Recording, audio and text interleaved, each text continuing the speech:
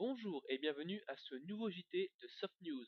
Cette semaine, des répliques, des accessoires, un point presse et une nouveauté. Mais avant de commencer cette vidéo, j'ai 2-3 choses à dire sur la chaîne et son futur. Déjà, la chaîne passera bientôt en version filmée. Cela devrait se faire entre fin novembre et début décembre. Puis, suite à de nombreuses remarques, j'ai essayé le plus possible en attendant d'augmenter la qualité de l'enregistrement, ainsi que celle du montage qui a encore évolué pour cette vidéo. Et pour finir, suite au conseil d'une personne, je proposerai un petit jeu à la fin de chacune de mes vidéos. La dernière chose que j'avais à vous annoncer est que je suis devenu cette semaine le repreneur officiel de la Warsoft TV. Donc pour toute interview ou participation à celle-ci, envoyez-moi un message privé, n'hésitez surtout pas.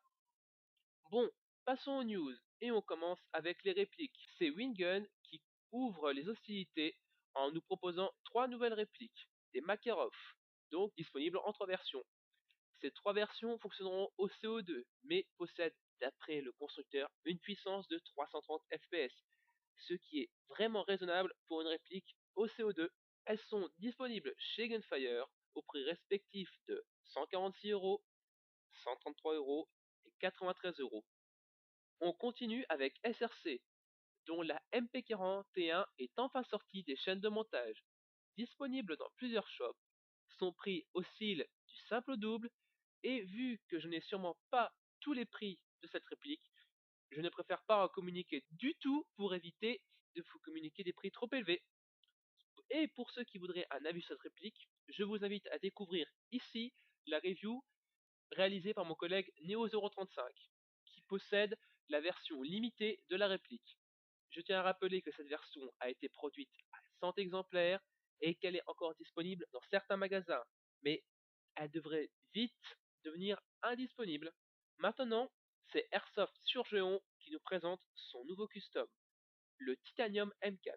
Réalisé sur base de M4 GBBR Inokatsu, elle est disponible chez Red Wolf en édition limitée au prix astronomique de 2285$. Pour WE, on a le droit à un shooting photo du nouveau MP5K GBB de la marque. D'une très belle finition, elle est parfaitement mise en valeur par WE, qui en plus nous donne une photo de la secrétaire du constructeur qui en a visiblement marre de réclamer continuellement son augmentation. Toujours chez WE, on a le droit à une nouvelle vidéo de leur nouveau Beretta 92 cette fois-ci. Il s'agit probablement d'une copie des nouveaux Beretta réalisés par Tokyo Maori. On remarque que les répliques possèdent un mode full auto et on remarque aussi que les répliques sont enfin équipées d'une sécurité réaliste qui désarme le chien une fois qu'elle est enclenchée. La dernière chose remarquable pour cette réplique est qu'elle sera contenue dans le même packaging que les répliques de P-Virus. Cela pourrait donc indiquer qu'il deviendra le packaging officiel de WE. On continue avec EcoOne qui nous présente une vidéo de son VSS. Il s'agit sûrement d'un modèle chinois repaqué par la marque et plus vraisemblablement encore du modèle de chez SNT. Et en parlant de VSS, le modèle proposé par King Arms est disponible en précommande sur EVK pour 208€, ce qui est un prix très intéressant car visiblement la lunette serait fournie. Quant à Classic Army, le constructeur a publié sur sa page Facebook une photo de plusieurs répliques, mais nous n'avons pas plus de précision. Et on finit avec APS et la disponibilité de leur Sterahawk chez Iobi Asia. Il diffère un peu du modèle original, mais cela permettra d'avoir une réplique custom du célèbre fusil d'assaut autrichien.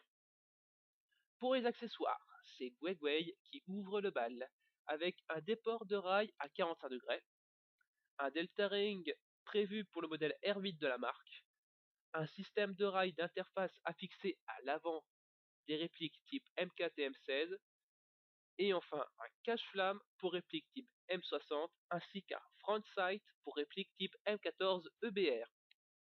Ensuite, c'est Silverback Airsoft qui nous annonce le développement d'un kit de conversion pour réplique type L96. Il est annoncé compatible avec la plupart des marques proposant le modèle de cette réplique du fusil de tir d'élite développé par Accuracy International. Et on finit avec BL Tech qui nous présente dans une vidéo le prototype de son simulateur sonore pour réplique, largement inspiré de l'idée lancée par Tokyo Marui. Il est présenté actuellement sous la forme d'un lance-grenade M203. Il reste à voir si ce système trouvera preneur auprès des airsofters. On continue cette vidéo avec un point presse où je vous présente le 3e numéro de Red Hot. Et ce mois-ci, au sommaire, on a une présentation de la team The Fist, Lopé Marcus P, l'interview de Benoît Marius qui va nous dire à quoi sert la FFA, la review du DT 27 de DT Tech ainsi que la review de l'ASR 111 Guardian Match d'APS, un dossier sur Miltech et un match entre les répliques de Glock Avets, Marui et WE. Et on finit avec cette news que je n'ai pas su classer. En effet, Macpool nous annonce l'arrivée prochaine de la vente en direct de ses répliques et de ses accessoires. Cela devrait logiquement permettre d'avoir des prix plus bas qu'en magasin, mais cela n'est pas certain. Et maintenant, place à notre petit jeu.